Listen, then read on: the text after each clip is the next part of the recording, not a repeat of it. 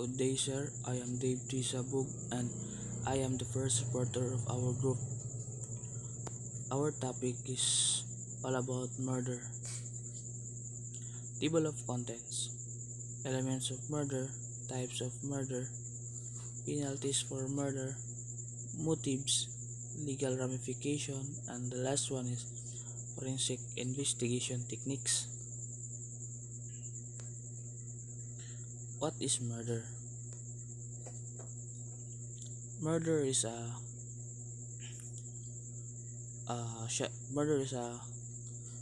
person who not falling within the provision of Article 246 shall kill another shall be guilty of murder and shall be punished by reclusion perpetua to death it committed with any of the circumstances following attendant circumstances. So matawag siya na murder pag nag-qualify siya sa qualifying circumstances o makakuha siya punish or makasuhan siya og reclusion perpetua to death. Mao na ang masintensya sa katawo nga makakaso og murder. Murder is the unlawful killing of another person with intent, which means intentional, gituyo or pasok sa qualifying circumstances, which is kanang gituyo gid niya or lack of superior strength and without lawful justification or excuse. It is considered one of the most serious crime in legal system around the world and typically carries severe penalties, including imprisonment or in some cases capital punishment. With treachery, taking advantage of superior strength with the aid of armed men or employing means to weak the defense or of means of person to ensure afford impunity. Second is the consideration of price, reward, or promise. So, pag mayon tag murder, ay qualifying circumstances niya like anang price which is kanang gibayaran, gisugo, or reward, or taking of advantage of superior strength. And number 3 is by means of inundation, fire or poison or gisunog or poison gikanang gihiluan, explosion, shipwreck, standing of a vessel, derailment or assault upon a railroad, fall of an airship by means of motor vehicles, or with the use of any other means involving great risk and ruin,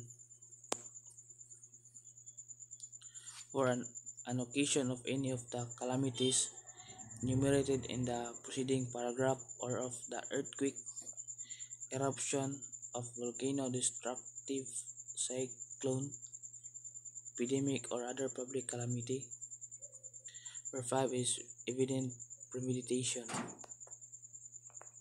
Number 6 is cruelty. With cruelty by deliberate and inhumanly augmenting the suffering of the victim, or outraging or scoffing at his person or corpse as amended by RA number 7659. When you say amended is naigibag-o gamay pero gamay na siya gibago sa kabalaod. Di siya totally gibago, na gibago gamay. Gi-amend lang. Elements of murder. The elements of murder are: number 1 is that a person was killed. Siyempre, kung mayon tag murder, tao na patay. The second is that the accused killed him, gipatay o nagpatay.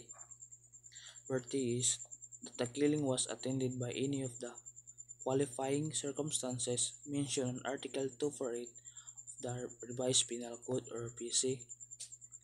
Ug ang pagpatay is attended by any of qualifying circumstances sa murder like lack of superior strength, intent, malice afterthought, or prize or reward.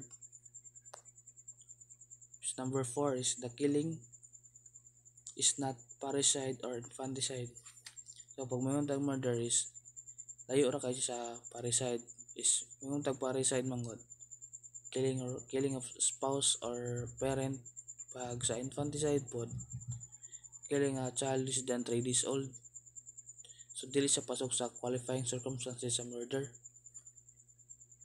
For murder or homicide, the prosecution must also be able to prove the accused had the intent to kill. So kung sa kaso sa murder is need yun na i-prove sa prosecution nga naay intent to prove that the case is murder. Good day, sir. I'm Grisamy Galvan and then see the second reporter. With treachery.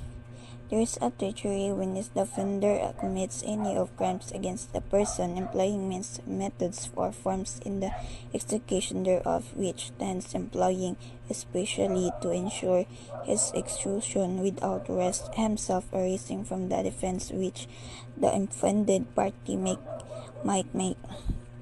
Mayroong pagtataksil kapag ang nagkakasala ay nakagawa ng alinman sa mga krimen na nagtamo ng tao sa pamamagitan ng paraan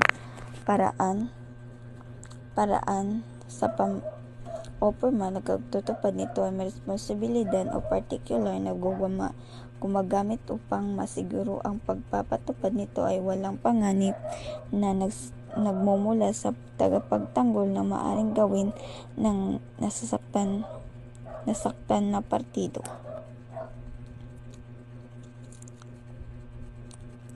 Requisites of treachery are the employment of means, methods, or manners or execution which will ensure the safety and the malefactor from the defensive or realitag acts on the part of the victim, no opportunity being given to the latter of defend himself or retaliate,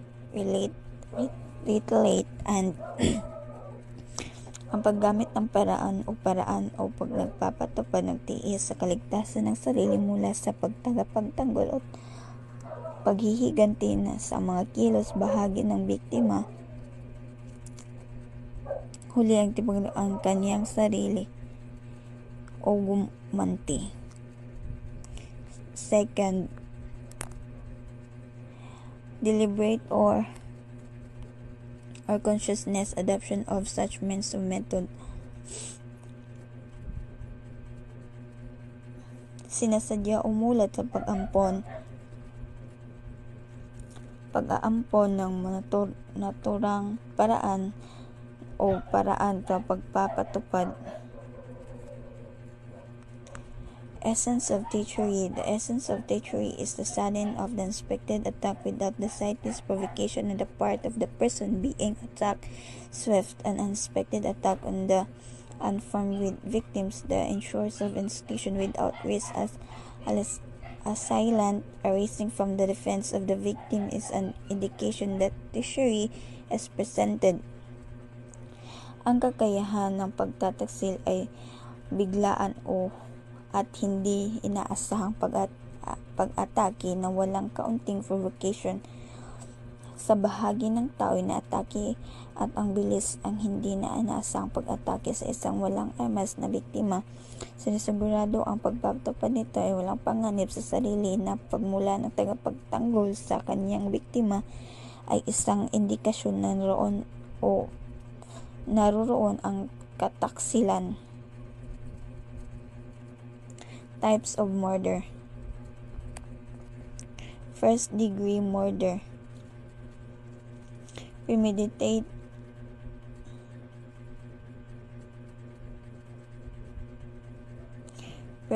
and deliberate killing with malice of forethought. Premeditate at sadyang pagpatay na may masamang pag-iisip. Second degree murder. Intentionally killing that lacks premeditation, often referred to as a crime of passion. Ang sinasadyang pagpatay ng walang premeditation ay kadalasang tinutukoy bilang isang crime of passion. Felony murder, killing that occurs during the commission of felony regardless of intent. Killing na nangyayari sa panahon ng paggawa ng isang felony anuman ang layunin, within cooling off period between murders. Serial murder ang pagpatay sa tatlo o higit pang mga tao sa loob ng mahabang panahon na karaniwang may panahon ng paglamig sa pagitan ng mga pagpatay.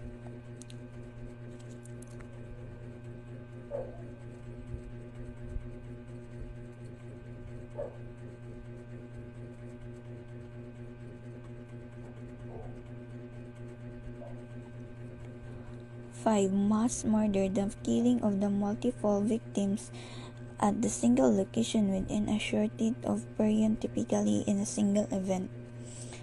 Mas ang pagpatay ng maraming biktima sa isang lokasyon sa loob ng maikling panahon na karaniwan sa isang kaganapan. 6.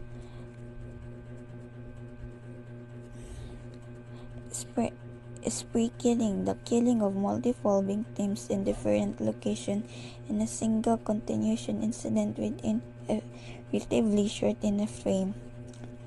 Pagsasaya na pinatay ang pagpatay ng maraming biktima sa iba't ibang lokasyon sa isang tuloy-tuloy na insidente sa loob ng medyo maikling panahon. 7. Assassination, the target killing of the specific individual, often the political, religious, or ideological reasons.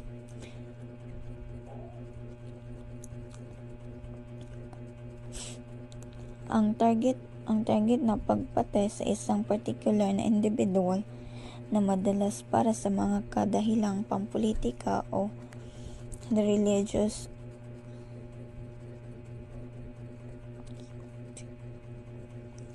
Using fire can cause harm or death, can lead to various legal charges depending on the circumstances. If someone intentionally set fire to a building or property with an intent to harm to or others, it could result someone dies or result of for fire.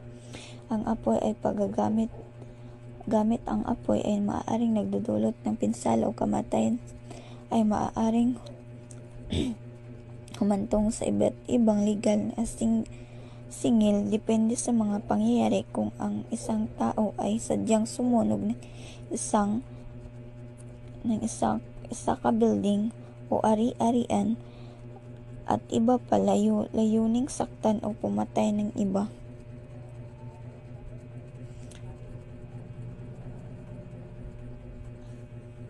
Poisons. Using poisons can cause harm or death and considered a form of murder. Hence, deliberate acts causing harm or death to another person through administration of toxic substances such as chemicals or drugs.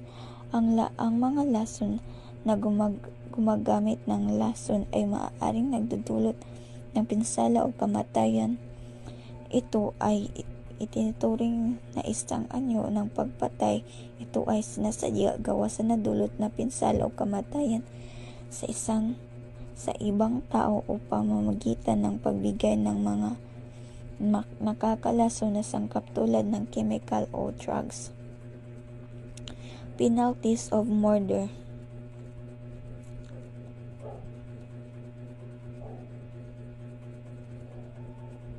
This often carries most several serve penalties such as life imprisonment with the responsibility of parole, even the death penalty in some jurisdictions where a capital punishment is legal. Madalas itong nagdadala ng pinakamatinding parusa gaya ng panghabang buhay na pagkakakulong ng walang responsibilidad o kahit death penalty ay isang jurisdiction kung saan legal ang parusang kamatayan. For example, someone plans execute a murder or hire scheme. They hire someone to kill a business rival and provide detailed instruction on how when to carry out the murder.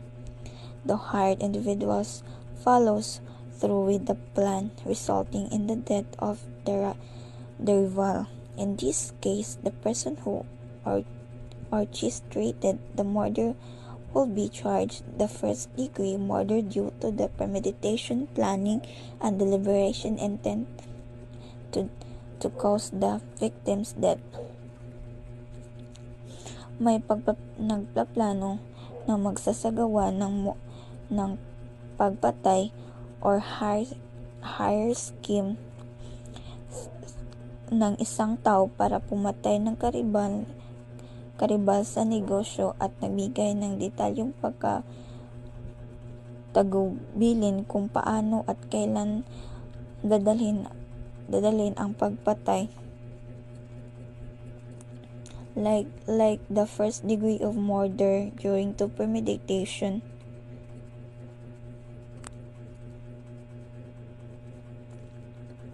Penalties: second degree murder. Penalties of degree murder typically include lightly prison, a sentence ranging from the several years to life imprisonment with the possibility of parole in some cases.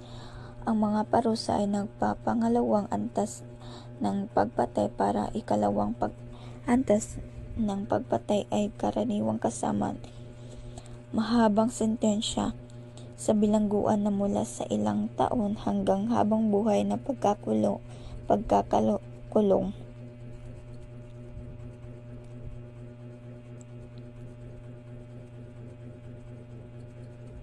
For example, image a heated argument between two individuals that escalate the point where one person grabs nearby weapon such as knife and fatally stabs the other person in the heat of the moment.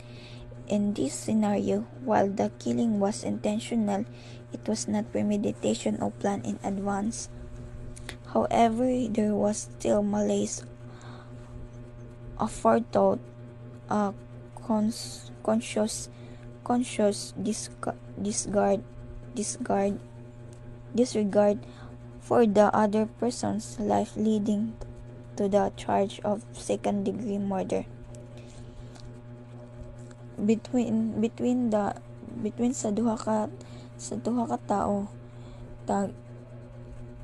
to grab the pinakaduol nga or pinakaduol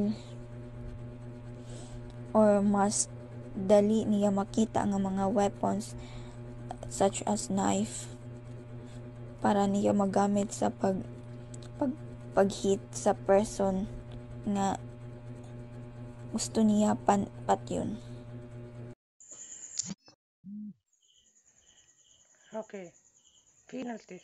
Third-degree murder. Penalties for third-degree murder are generally less severe than first or second-degree murder, but still involve significant prison time, ranging from several years to decades in prison. Now, this example: someone driving reckless under the influence of alcohol, causing a fatal car accident that resulted in death of another driver or pedestrian, While the driver did not intend to kill anyone, the reckless behavior directly led to death of another within third-degree murder. For unlawfully causing someone death through reckless action without premeditation or intent. So, a cunning example for this driver recklessing under the influence alcohol. Nag-cause siya og car accident with another person to the dead or napatay. So, driver is not intent to kill, but the third degree murder is the goal of third degree murder. Now, motives. The motives behind murder are diverse and complex, often varying based on individual circumstances and psychological factors. Some common motives include motives number one, Julius Romulus Grimaldi. Murder committed due to Julius over the romantic partner or competition with a rival.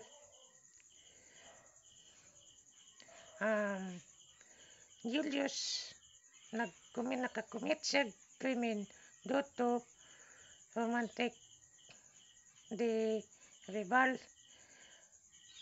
well sa either six activities during sa six activities napatay niya ang isa ka tao through the first. Okay, now proceed to revenge seeking for realization for perceived wrong or injustice such as betrayal, humiliation, or past grievances. Motives number three, greed, murder committed for financial gain such as insurance fraud, inheritance dispute, or contact killing. Against number four, engage for orange acting impulsively or in outrage obtained in response to a perceived slight or provocation. Motives number five, mental illness. Some murders are committed by individuals suffering from severe mental illness such as psychosis or schizophrenia, which can impair judgment as impulse control. Example, this mental illness, nakakommit ang isa ka person through to the bullying or I think bullying kumikan sa pagbuli sa iya nagkus sa iyang mental illness so motong na sa wala sa kakundol sa iyang kagalingon wa siya nagduwa-duwa commit to the crime. Motives number six, control or power. Perpetrator seeking to exert control or dominance over others such as case of domestic violence or serial killing. Ang senaryo aning control or powers, the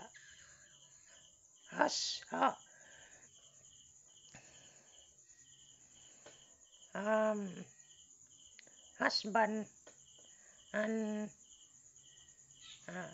lang nato ang mag-asawa sa bago pa sila okay pang tanan sa dihang nagdugay after ng mga 5 years nagkalabo na sila so ang laki ni bulag niya wala na sustento sa mga anak. So mautong nag-cause na siya domestic violence and serial crime. Motives number 7. Ideology or hate motivated by extremist belief, racial or religious hatred, or another form of bigotry leading to the hate crimes and act or terrorism. Now, motives number 8. Active in some case, killing may occur accidentally during the commission of another crime or due to reckless behavior without the intent or cause death. Ang sample sa motives number 8, accidental lang siya nga panghitabo sa isa ka krimen. Sample na car accident nga nawad-an og preno, nagay nadamay ng disgrasya. So the accidentally through the nag-cause ni siya og death because the accidental. Now, psychological profile or perpetrator. Psychological profile of murders can vary widely depending on factors such as their motives, upbringing, mental health, and personality trait. However, there are some common characteristics that may be present in certain types of perpetrators. Okay, now, psychological number 1. Psychopathy and sociopathy. Some murder exhibit trait and psychological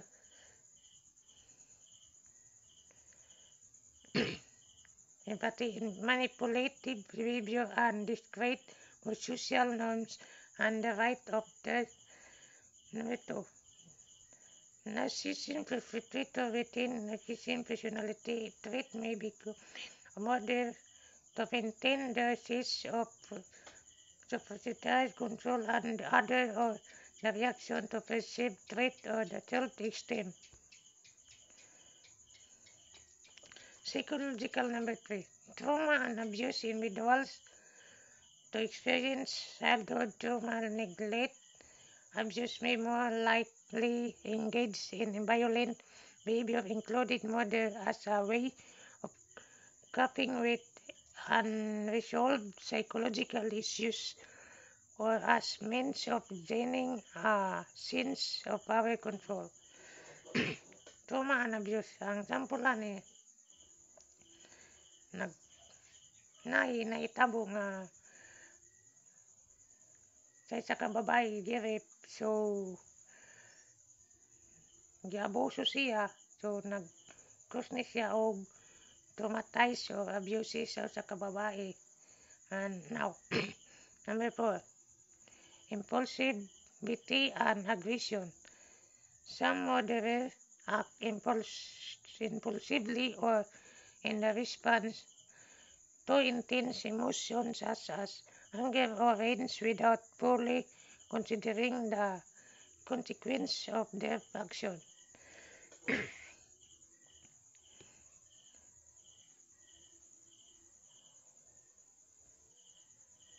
Number 5. Psychological number 5. Delusions of psychotic disorder. In some cases, murderer may be suffer of delusion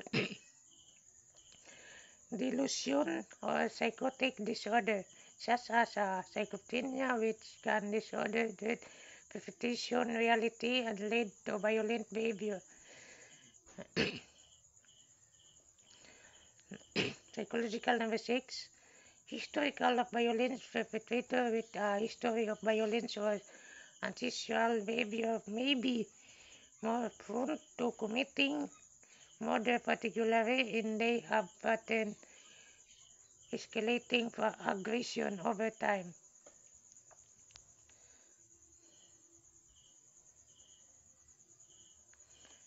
Psychological.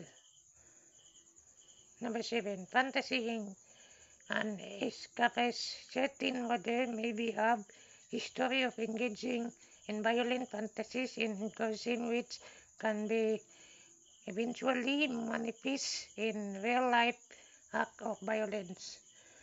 So proceed to psychological. Number 8. Social isolation. Perpetrators who are socially isolated or lack strong social social connection may be more likely to turn violence as a means of expressing their frustration or seeking attention.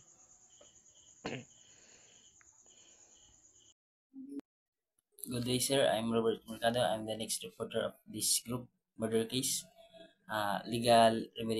Ramification. The legal ramification of the murder can vary significantly depending on the jurisdiction and the specific circumstances of the crime. However, some general legal consequences include: first is criminal charges. Perpetrators of murder are typically charged with a serious criminal offense and may face changes such as first degree murder, second degree murder, or manslaughter, depending on the factors such as intent, premeditation, and the severity of the act. Criminal charges, nagdepende ra pod siya kung unsay pamaagi sa isa ka suspekto, to how nagdepende ra pod sa isa ka nagdepende ra pod sa isa ka crime scene kung unsay pamaagi sa isa ka suspect kung grabe ba or dili ra. Mo na ang gitawag nga criminal charges kanang kung sakto ra ba sa iyang kuwan, bali habang buhay ba kay grabe gyud ka brutal pagpatay sa isa ka tao, or konra na penalty na siya 20 years above, mo na ang criminal charges. Second is penalties.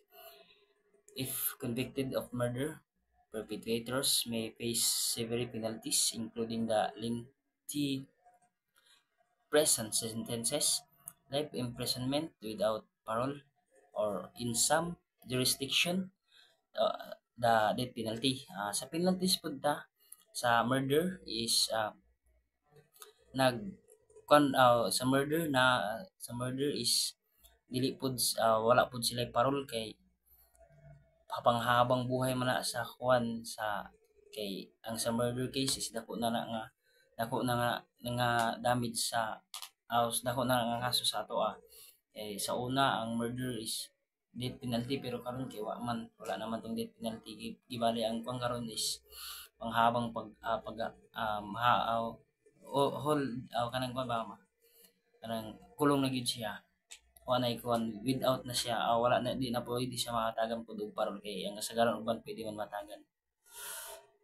Third is legal proceedings. Legal proceedings for murder cases often involve complex investigation, evidence gathering, and courtroom trials where the prosecution present evidence to prove the defendant's guilt beyond a reasonable doubt. Diri ka sa legal proceeding is napod sila'y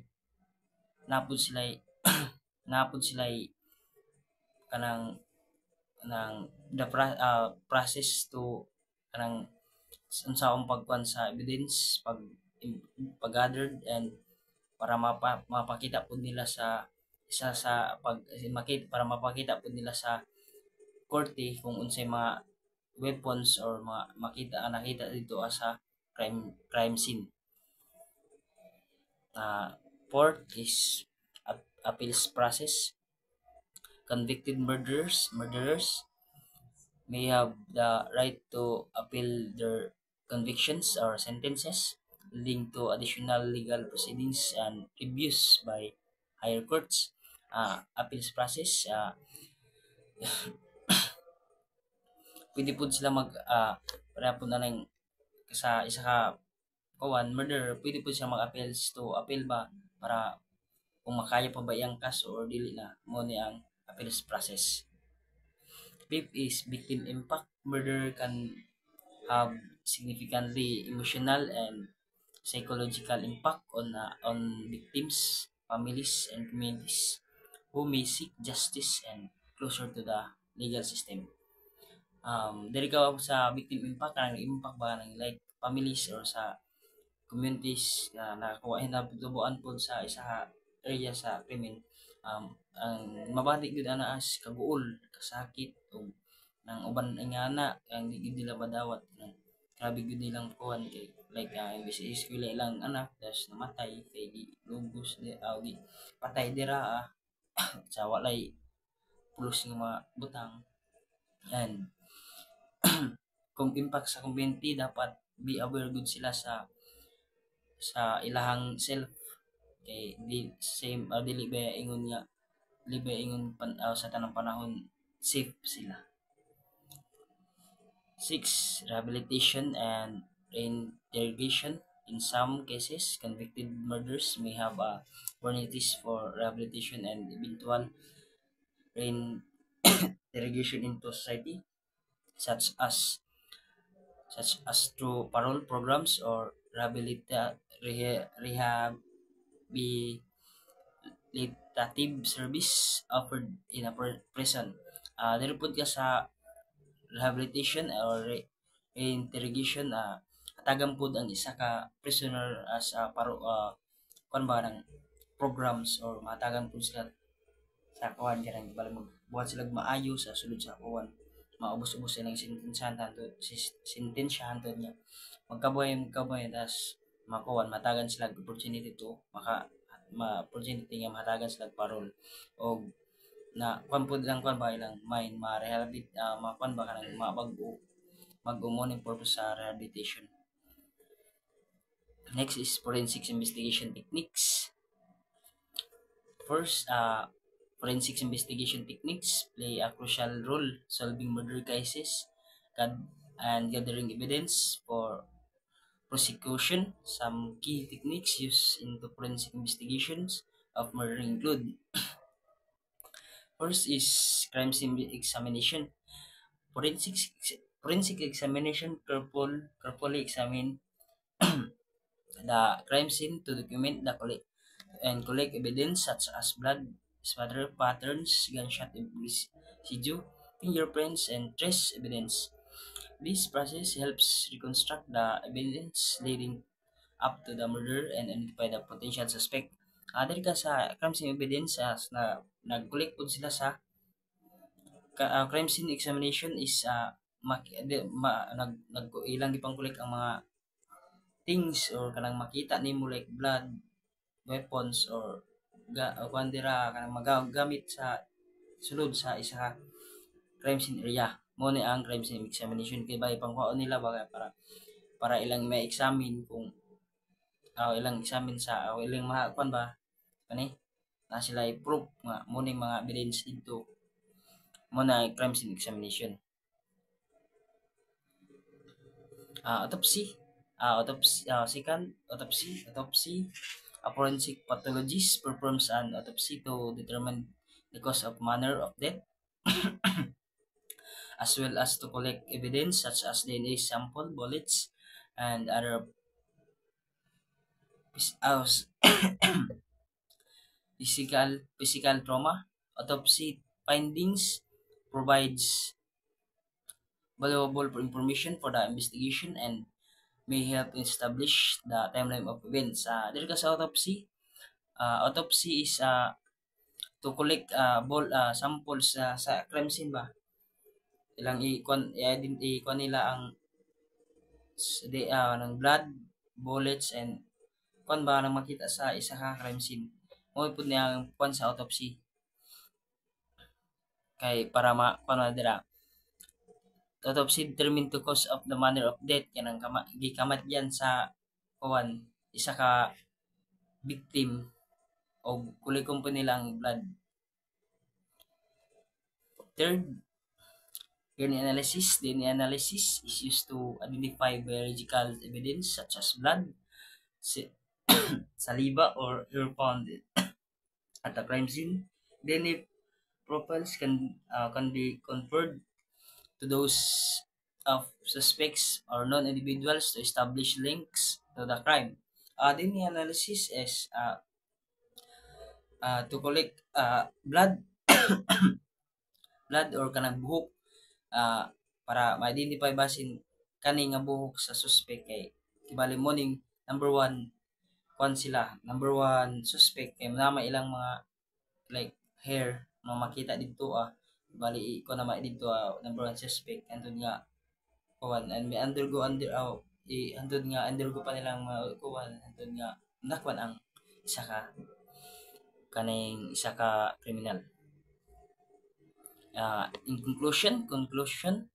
Murder in conclusion, murder is a complex and devastating devastating crime and with profound impacts on individuals, families, communities, society as a whole. Understanding the motives, psychological profiles, legal ramification, and forensic investigation techniques associated with the murder is essential for addressing and serious issues.